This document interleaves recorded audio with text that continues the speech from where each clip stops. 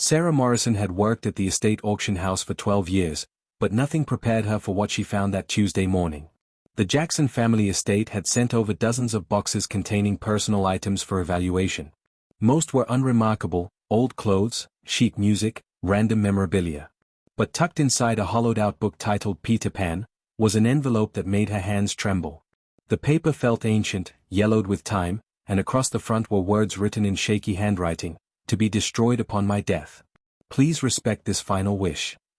Sarah knew she should call her supervisor immediately. Protocol demanded it.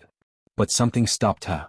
The seal had already been broken, perhaps decades ago, and curiosity overwhelmed every professional instinct she possessed. She carefully unfolded the letter, and the first line struck her like lightning. "I am writing this because I fear I will never have the courage to speak these truths aloud." The words that followed painted a picture of a man the world thought they knew but never truly understood. Michael described the weight of fame descending upon him when he was just a child, how the stage lights burned away his innocence long before he understood what innocence even meant. He wrote about the screaming crowds that terrified him, the father whose approval he desperately sought but never received, and the crushing loneliness that came from being surrounded by millions yet known by none. Sarah's eyes filled with tears as she read about the masks he wore, not just the physical ones the public saw, but the emotional barriers he constructed to survive. This was not the calculated confession of a celebrity seeking sympathy. This was the raw, unfiltered anguish of a soul in torment. Sarah read deeper into the letter, and the revelations became increasingly devastating. Michael wrote about the moment he realized his childhood had been stolen, not by any single person, but by an industry that consumed young talent like fuel. He described standing in recording studios at age 8, watching producers and executives discuss him as if he were a product rather than a person. "They never asked me what I wanted," he wrote. "They told me what I would become." The letter detailed nights spent crying alone in hotel rooms while the world celebrated his success. He wrote about the bizarre relationship with his own reflection, how he stopped recognizing the person staring back at him from mirrors and magazine covers.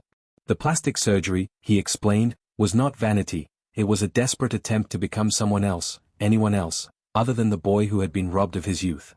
Most heartbreaking were his words about trust. Michael described the paranoia that grew within him like a disease, how every friendship felt transactional, how every kind word seemed to hide ulterior motives. He wrote about people who claimed to love him but only loved what he represented, the fame, the money, the access. "I have given my entire life to making others happy," the letter continued, "but I cannot remember the last time I felt happiness myself." Sarah discovered that Michael had written extensively about the allegations that plagued his later years. His words dripped with anguish and frustration. He did not defend himself with legal arguments or public relations spin. Instead, he wrote about the impossibility of proving innocence against accusations designed to destroy, about how his love for children, born from his own stolen childhood, had been twisted into something sinister by those who could not understand purity. The letter shifted to Michael's relationship with his family, and Sarah felt as though she were trespassing on sacred ground. He wrote about loving his siblings deeply but feeling like a stranger among them, how success had created distances that no amount of money could bridge. He described his father with a complexity that defied simple categorization, acknowledging the discipline and drive that created his success while condemning the methods that scarred his psyche. "He made me a star," Michael wrote, "but he killed the boy I might have been." The most painful passages dealt with his own children. Michael wrote about the terror he felt bringing them into a world that had been so cruel to him. He described the elaborate lengths he went to protect their privacy, knowing the media would devour them given the chance. The masks and veils the public mocked were, in his mind, shields against the same forces that had destroyed his own innocence. He wrote about wanting to give them the childhood he never had, building Neverland Ranch as a monument to lost innocence, a place where magic could exist without exploitation. But even that sanctuary, he lamented, had been corrupted by public scrutiny and legal battles. Sarah read about Michael's spirituality, how he prayed constantly for guidance and peace but felt abandoned by the divine. He questioned why God would give him extraordinary gifts only to make the burden of those gifts unbearable. He wrote about contemplating death not as an escape but as a release, a final rest after decades of exhaustion. The letter revealed prescient fears about his legacy. Michael worried that history would remember only the tabloid headlines, the controversies and eccentricities, rather than the art he created or the humanitarian work he championed. "They will reduce my entire existence to punchlines and scandal," he predicted, "and my music will become background noise to their judgment." As Sarah continued reading, the letter took an unexpected turn.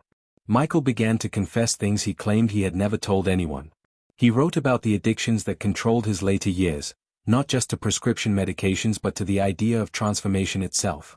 He described how pain pills offered temporary relief from both physical agony and emotional torment, how they allowed him to perform when his body begged for rest.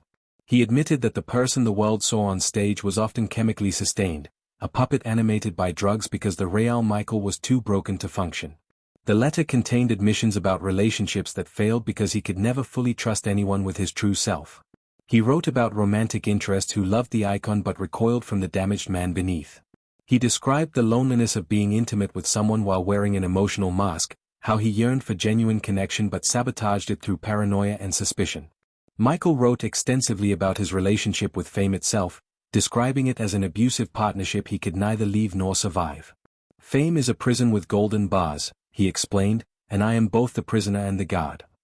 He acknowledged his own role in perpetuating his image, how he fed the public's fascination even as it consumed him. The most startling confession involved his awareness of his own mortality. Michael wrote that he knew he would not live to old age, that the combination of stress, medication, and heartbreak was slowly killing him. I am dying by inches, he stated plainly, and everyone is too distracted by the spectacle to notice. He did not blame any single person but rather the entire ecosystem that had grown around him, the enablers, the exploiters, the fans whose love felt more like suffocation than support. The letter's closing pages contained Michael's final thoughts, and they carried the weight of a man making peace with an impossible life. He wrote about forgiveness, not for those who wronged him, but for himself. He acknowledged his mistakes, his failures as a father and friend, his inability to escape the trauma that defined him. I wanted to be perfect, he wrote, because I believed perfection would finally earn me the love I craved. But perfection is a lie, and I am tired of lying. Michael expressed hope that his children would understand him someday, that they would read his words and recognize the man behind the mythology. He asked them to remember that everything he did, every bizarre decision and protective measure, came from a place of love corrupted by fear. He wanted them to have normal lives, to experience the simple joys he never could, to be free from the curse of the Jackson name. The letter ended with a request that explained why it was supposed to be destroyed. Michael wrote that these words were meant only for him, a private exorcism of demons he could not face publicly. If you are reading this, the final paragraph began, then my wish was not respected. Perhaps that is fitting, nothing else in my life was respected either. He asked whoever found the letter to consider the cost of fame, to remember that celebrities are human beings crushed under impossible expectations. Do not make the mistake of thinking you knew me, Michael concluded.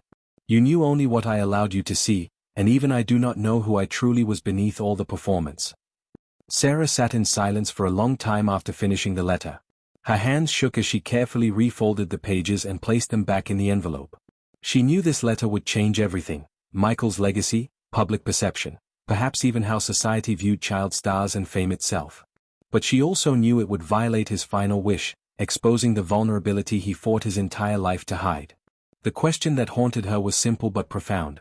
Did the world deserve this truth, or did Michael deserve his privacy, even in death? Sarah looked at the envelope again, at those desperate words pleading for destruction. In that moment, she held the power to honor a dead man's wish or reveal a truth that might change millions of lives. Whatever choice she made would ripple through history, and there was no way to know which decision would ultimately serve the greater good.